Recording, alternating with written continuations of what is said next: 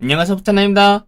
여러분들 내년부터 이 신생아 특공이 새로 신설된다고 합니다. 그리고 이것뿐만 아니라 지금까지 불합리하다고 생각했던 혼인신고 페널티들이 이번에 전부 다 없어지기 때문에 지금 이 내용을 자세히 살펴보고 여러분들이 가져갈 수 있는 혜택은 어떤 건지도 한번 살펴보도록 할게요. 영상 보시기 전에 좋아요랑 구독 한번 부탁드릴게요. 먼저 이번에 발표된 청약제도 같은 경우는 정말 많은 부분이 바뀌기 때문에 하나씩 전부 다 살펴볼 건데 이미 뉴스 기사가 상당히 많이 나왔죠. 과연 정확히 어떤 게 바뀌고 여러분들이 어떤 거를 혜택을 가져갈 수 있는지 한번 보도록 할게요. 이번에 청약제도를 대폭 수정한 가장 큰 이유가 뭐냐면 바로 이 저출산 극복을 위한 주거지원 방안입니다. 저출산 같은 경우는 현재 우리나라의 가장 큰 문제죠. 지금 현재 우리나라의 신생아 수가 어느 정도 되냐면 25만 명 정도라고 합니다. 그래서 이 정도 비율은 진짜 역대 최저 기준이다라고 하는데 여기 그래프를 보시면 매년 역대 최저를 기록하고 있죠. 그래서 당연히 혼인 건수도 계속해서 줄어들고 있고 지금 출생아 수도 계속해서 줄어들고 있습니다. 30만 명이 깨진 건 언제냐면 2020년부터 깨졌고 지금 거기서부터 고작 2년밖에 안 지났는데 벌써 5만 명이나 깎인 거죠. 지금 이게 어느 정도 수치냐면 제가 태어날 때만 해도 거의 60에서 70만 명 정도가 태어났다라고 합니다.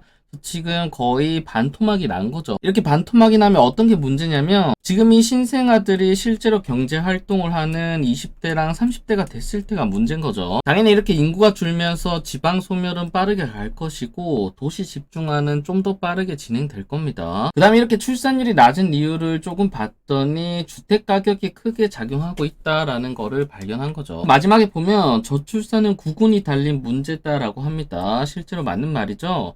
일단 판을 뒤집는 과감한 접근이 필요하다라고 하고 이거를 발표했는데 확실히 이번에 좀 많이 바뀌긴 했습니다. 그래서 지금까지 지원해줬던 내용들을 한번 살펴보면 여러가지 주택 공급 관련해서 공공 분양이나 민간 분양 그 다음 뭐 디딤돌이나 버팀목 대출로 여러가지 지원을 해주고 있지만 이런 것들 전부 다 간접 지원이죠. 간접 지원 방식으로는 저출산 대응에 한계가 있다라는 거를 이제서야 깨닫고 혼인을 하는 주택 대출이나 청약 등이 미혼에 비해서 불리한 구조로 되어 있어 결혼하면 손해라는 인식이 팽배하다라고 합니다. 자, 사실상 이거는 전부 다 알고 있었던 내용인데 지금까지 계속 외면을 했었죠. 왜냐면 이게 말이 안 되는 게 구입자금 같은 경우는 미혼이 6천만 원인데 신혼이 7천만 원입니다. 자, 한 명일 때 6천만 원인데 두 명이 되면 7천만 원이라고 하니까 단순히 계산해도 세법이 안 맞죠. 둘 다 맞벌이 부부면 7천만 원이 넘어가는 신혼부부가 많기 때문에 대부분 어떻게 하고 있냐면 혼인신고 하기 전에 한 사람 이름으로 구입자금을 받고 그 다음 혼인신고로 넘어갔던 거죠. 그래서 이제부터 이러한 문제점을 전부 다 해결하겠다라고 하는데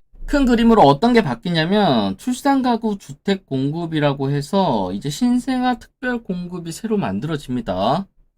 자, 이게 어떻게 보면 가장 파격적인 건데 저출산을 타겟으로 하다 보니까 뭐 혼인신고, 결혼 이런 거랑 상관없이 오로지 출산만 하면 특공을 주겠다는 거죠. 그 다음 출산가구 금융지원도 똑같은 얘기고 그 다음 세 번째로 청약제도 개선인데 자, 이게 상당히 많이 개선이 됐습니다. 그래서 하나씩 한번 살펴보면 첫 번째로 공공분양, 뉴홈 신생아 특별공급이 신설됩니다. 혼인 여부와 무관하게 자녀 출산 시 공공분양 특별 공급을 만든 거죠. 자, 근데 이거는 정말 잘한 것 같은 게 사실상 결혼, 혼인신고에 연연하지 않고 오로지 출산이라는 조건에 포커스를 맞춘 거는 잘한 것 같습니다. 왜냐면 어차피 출산을 하게 되면 대부분이 자연스럽게 혼인신고를 하기 때문에 굳이 이 혼인신고에 포커스를 맞출 필요가 없다는 거죠. 그래서 입주자 모집 공고일로부터 2년 이내에 임신이랑 출산이 증명이 되면 적용을 받을 수가 있습니다. 그 다음 두 번째로 민간 분양에서도 똑같이 만들어지죠. 다만 여기는 월평균 소득이 좀 더 높고 자산가액이 없습니다. 그 다음 공공임대도 똑같이 만들어집니다. 그래서 오로지 출산에 초점을 맞춘 거는 정말 잘한 거고 그리고 사실상 파격적으로 갈 거면 여기 있는 이 자산가격이나 이런 것도 없앴으면 괜찮았죠. 두 번째로 출산가구 금융지원 강화인데 지금까지 가장 큰 문제였던 소득 부분을 잘 개선한 것 같습니다.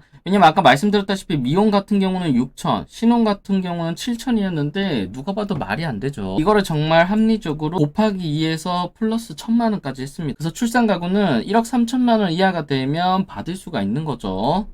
그래서 이 정도면 거의 대부분의 신혼부부가 받을 수 있기 때문에 이거는 상당히 잘한 것 같습니다. 그래서 저리 구입자금 대출을 신설하고 기존 대비 소득 요건을 2배 수준으로 향상했습니다. 여기에 더불어서 주택가액을 6억에서 9억 원대로 올렸고 대출 한도도 5억 원까지 상향을 한 거죠. 그래서 어쨌든 9억 원까지 올렸기 때문에 집을 선택할 수 있는 기회가 좀 더 넓어진 거죠. 그 다음 전세자금 대출도 똑같이 적용을 했습니다. 여기 밑에 표를 보면 한눈에 정리가 되어 있는데 구입자금 대출이랑 전세자금 대출 같은 경우는 출산 가구에 대해서 소득이 2배로 늘어났습니다. 둘 다 1억 3천만 원 이하가 됐고 자산가액은 변동이 없고 주택가액이 9억 이하까지 늘어난 거죠. 그래서 이 대출 부분에서 상당히 많이 풀어줬다라고 보시면 될 것 같습니다. 그 다음 세 번째로 청약제도 개선인데 이거는 정말 말이 많았습니다. 그래서 어떤 것들이 개선됐는지 하나씩 살펴보면 현행 같은 경우는 미혼일 경우 100%, 특별 공급일 때 맞벌이일 때는 140%를 했죠. 근데 이것도 당연히 2배로 해줘야 되는 게 맞는 건데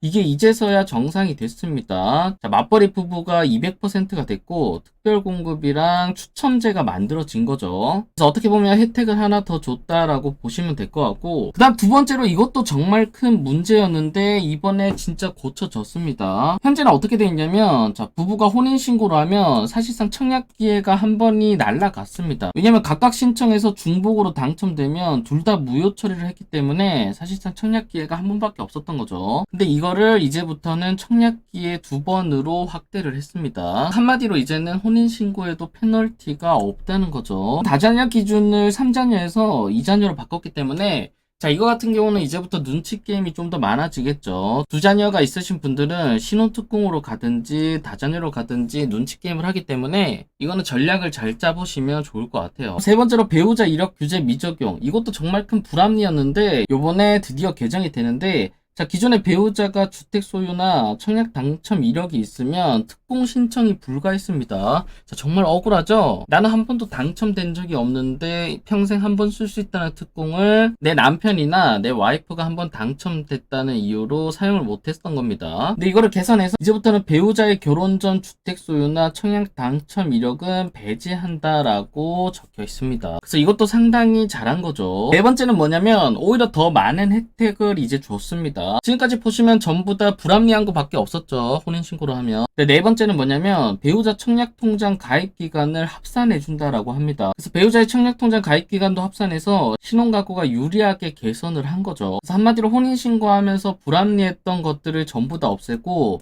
오히려 여기서 혜택을 하나 더 줌으로써 자연스럽게 혼인신고가 청약제도에서 유리하도록 만들었습니다. 그래서 이번에 이거 개정할 때 사실상 정말 머리를 많이 쓴 것 같고 이런 것들을 조사를 많이 해서 괜찮게 개정이 되는 것 같아요. 결혼해도 손해보지 않고 오히려 이득 보는 상황이 생긴 거죠. 그래서 자연스럽게 혼인신고와 출산으로 유도되는 겁니다. 자, 그럼 이렇게 바뀌고 난 뒤에 어떤 게 기다리고 있냐면 이번에 발표된 이 청약 제도 같은 경우는 우선 내년 3월에 적용된다라고 합니다.